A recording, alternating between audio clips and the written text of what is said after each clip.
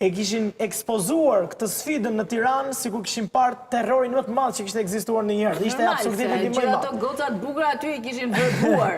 Se atë panë se çfarë kishin për patjetër. O e kanë harruar se çfarë ka ndodhur në 2014-ën, ose në krahun tjetër këta presin që në Beograd kudo që të luhet ndeshja, na presin me balerina serbe se nuk e di.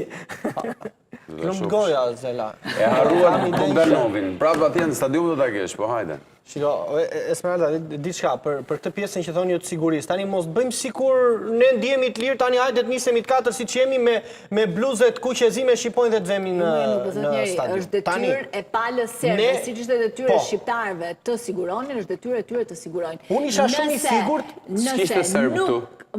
Gazetar kishte pa fund nuk ishte problemi jonë. Nuk është se nuk ne mos i sillni, ata ishin dënuar më herët. Ju koncidoj që do luanin me ne, po nuk ishte lidhje fare për Shqipërinë, dënimi tyre. Ndërkohë që ti, nëse si federatë, si shtet, nuk siguron dot ndeshjen, zotri, ndeshja luhet në një vend asnjanës. Unë kisha më tepër bindjen Esmeralda që në Shqipëri do të kishte probleme. Jashtë luaj dhe Serbia jashtë, kur është e paftë për të garantuar. Sepse mund të çojmë prapë këto gocat e bukura atje në Serbi dhe të çojmë ndeshjen. Ato gocat e bukura vinë këtu se janë me bileta fala, se nuk shkon ndonjëra, nuk e kalën mendja ndonjë të vej atje si ne që jemi të çmendur, vemi kot mbas-kombëtare. Që edhe kur luajnë ndeshja e pam në Tarat. Mirë, e lëm tani, kalojmë pak tek ndeshja sot se u morëm shumë. Sa ta përfundoj. Po nuk e ju që kur e konsideron ndeshje të vështirë, mua më mbet interesi ta analizoj.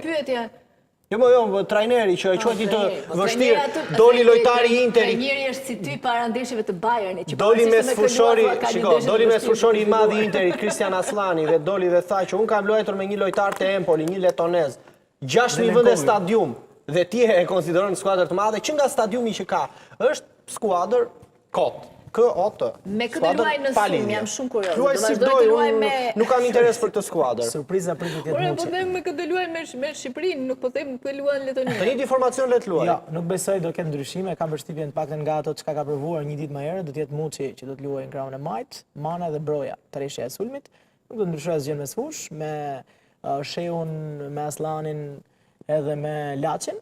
Ndërkohë që ndryshime pritet ketë edhe në qendër të mbrojtjes, aty ku Gjimshiti mungon, edhe me shumë mundësi do jetë Ismaili së bashku me Kumbullën gjithmonë nëse pas ka dëgjuar kritikat Silvinjo, se kanë përshtypjen nga nisur të influencohet shumë nga ato çfarë thonë. Se nga krahët nuk ka dilema me Mikajin edhe me Hysajin që kanë bën një ndeshje shumë të mirë, paktën ndaj Serbisë. Hysaj ishte gati perfekt në rradh, mund ta kem parë me kombëtarin që ishte në atë lloj lartësie. Mita është lojtari i klasit botror i pa diskutueshëm, nuk besoj se ka kundërshtime të paktën i vetmi i klasit botror. Besoj se është fenomenal. Është Shqipëria me fat që ka një lojtar si Mario Mitaj. Në port pastaj dihet Strakosha. Mitaj ne kemi vendosur lider, nisën nga sulmin në port. Zera ne kemi lider. Se për sulmin pyeta, se portën nuk kishim ne dyshim, dim se kush është porta mes fusha dhe Në port kemi 4 portier, mos e vësim. Ne ndruajmë shumë këtyre ndeshjeve. Se vetë historia ka treguar që ne mund të bëjmë një ndeshje shumë të mirë kundër kundërshtarëve jashtëzakonisht fort. Dhe kur kthehemi pastaj luajmë me skuadra që i mendojmë sikur janë në nivelin ton, aty fillojmë edhe që dojmë. Jo më larg se para se të futeshim në Europiane treguam veten në disa ndeshje të tilla, ku me kombëtare që pretendonim që ishin më të dobta se ne, bëm performanca që të linim për të dëshiruar, kështu që i trembëm shumë kësaj ndeshje dhe shoh jo të vështirë. Por nëse ndeshja do në vlerësohet dhe do shkojmë siç mendon Enrico që thotë, do shkojmë atje se këto kanë 6.000 vende në stadium dhe është një ekip i dobët e ne do t'i rrafim. Mirë që do rrihemi, po do vim edhe kokullur këtu edhe do shuhet e gjithë ky entuziazëm i madh.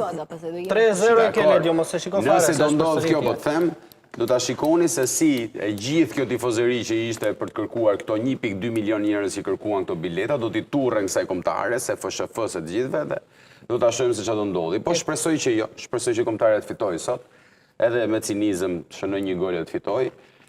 Por unë mendoj që botrori për ne është ëndër shumë i largët dhe nuk e arrim dot. Shumë mendoj unë. Sidomos edhe nëse vendet e dyta renditën ekipe si Italia duke parë çështje tjetër kjo. Italia është në vend fundit.